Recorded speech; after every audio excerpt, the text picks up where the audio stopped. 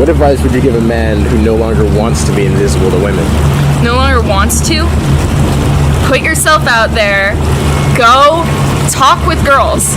I swear we're not scary. Some of us don't bite. It has long been suspected that most women only have eyes for the top percentile of men, but in the modern age, we have access to data to back this up. In an experiment run by Medium.com, they found that there was no equality amongst the genders when it comes to dating. The odds were heavily skewed in favour of women. In terms of attractiveness, they found that the bottom 80% of men were competing for the bottom 22% of women, and the top 78% of women were competing for the top 20% of men. When put into a graph, it looks like this. The area in blue represents the situations where women are more likely to like the men. The area in pink represents the situations where the men are more likely to like women. Ultimately, for a man of average attractiveness on Tinder, only 1 in every 115 girls is likely to swipe right on him. Experiments like this confirm what we already suspected.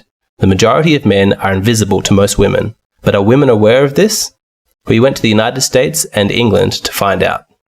Is it true when looking for a partner, most women look at only the top percentile of men? Not in my case. I don't think that's true. No. It depends. It depends. It depends on the person. Yeah, because a lot of people don't have a lot of people aren't realistic. No, I don't think so. I honestly think it depends more on the individual more than their position. No, not really. Like, I don't really think about that. I feel like most women Do. yeah, and then obviously they settle. I mean, yeah.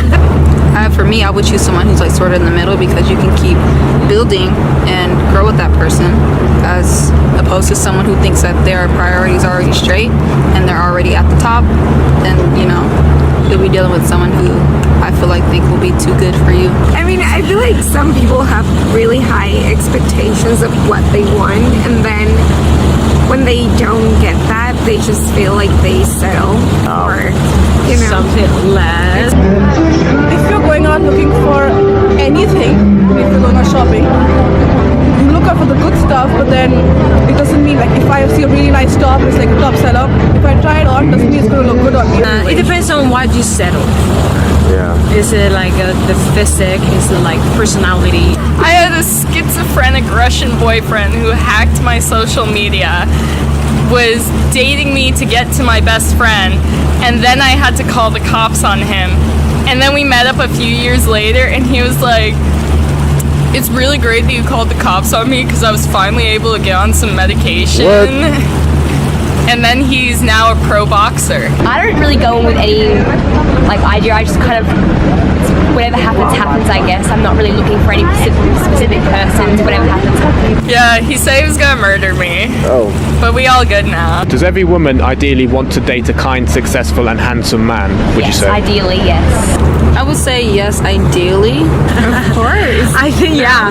That's what we're all aiming for. Yeah. Is it going to happen? I don't know. I think yes, for the most part, because it hits all the markers for like a good biological companion. Everybody wants someone who's kind and successful. Yeah, definitely. Because you want somebody that's gonna be attractive so that you'll have like good kids. Yeah, I think, yeah. You want somebody that's smart so that you'll have like smart kids. Probably ideally, yeah. Not necessarily. I feel like there's some girls who like a real bad boy or something. I don't know. I feel like consciously we say that because it feels like it's the right choice, but unconsciously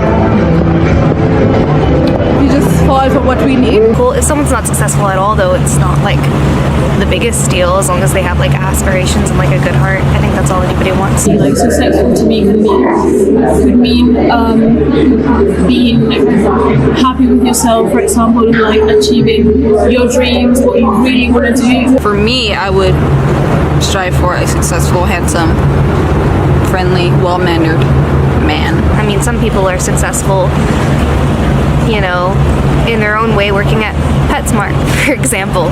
You know, that wasn't a good example. What percentage of men your age would you say have a chance of dating you? Maybe 30%. I would say 40 or 50. 30%? 30. You have no idea. 35? 30.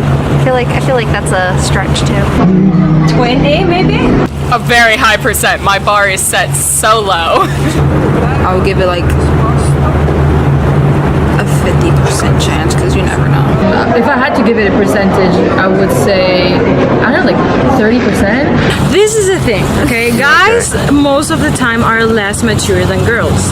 So most of the people my age, I wouldn't go for.